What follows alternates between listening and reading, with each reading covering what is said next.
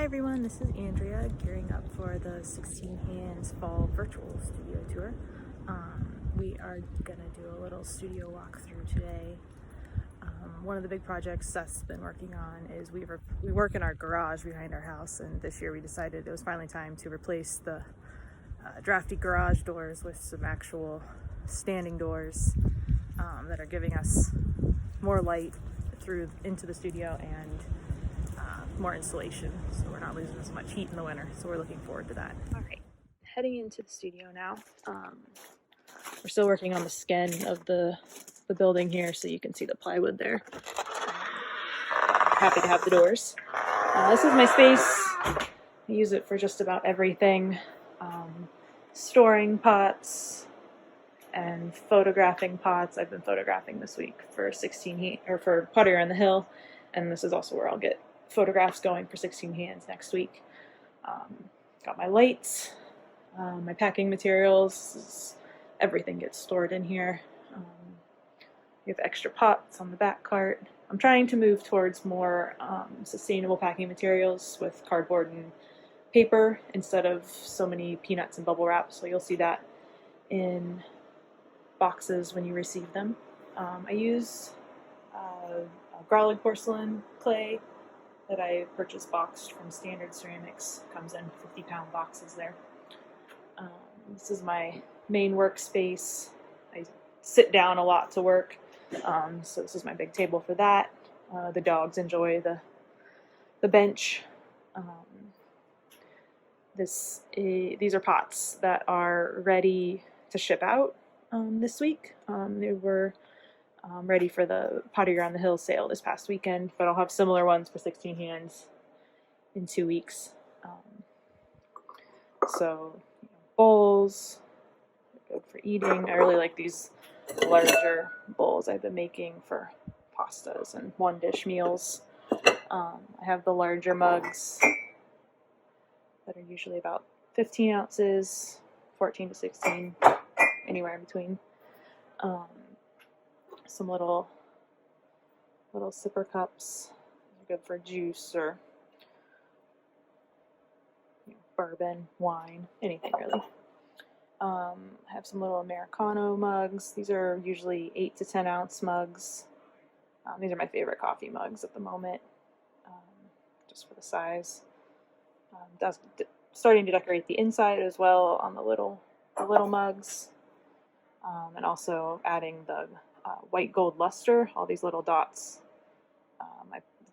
I apply with a little tiny brush, and they go back through the kiln for a third firing. There'll be some new spoon rests for 16 Hands, a couple garlic jars, and then these are pots here that are bisque fired, so they've gone through the first firing, and they're ready to be glazed. And these will be ready and available for 16 Hands. Bud vases, more big mugs. This one has the colored glaze applied to it, but it hasn't had the clear glaze over top yet, so it's got one more glazing step. These are a couple of little espresso cups that are just ready to go in the kiln. They just didn't make it in the last firing. Some more round, deeper bowls. They're nice little small serving bowls or eating bowls. Of course, some more spoon rests. So my pots are kind of a slow process for me. So these are my damp boxes. Also known as my procrastination boxes, as someone once called them. So as I'm working on pieces, I can keep them in here, and they have an inch of plaster in the bottom that stays wet. So it creates an environment that keeps the pots at an even moisture level. So these are some bigger mugs that are going to be finished up next week. So they'll get a nice handle on them. And all the black gets sponged off, and it just stays in the lines to create all these little fine lines, as you can see here. And I carved these. I'll show you what I carved these with.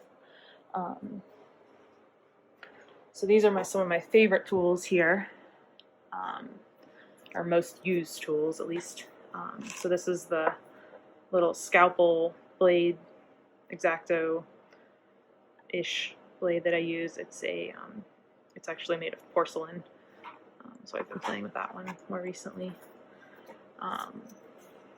Nice knife for cutting feet.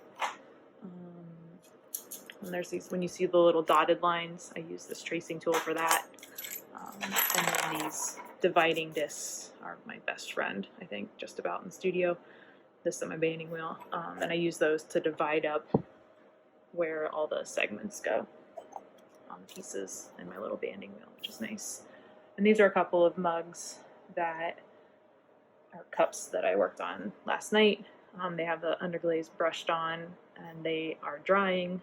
And when they get dry enough, then I'll be able to sponge them off, and all the black will come off, and it'll just stay in the carved lines that you can see there.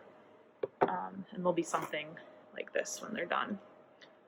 And then some of these will go back through the kiln for the third luster firing. You can see the shiny there.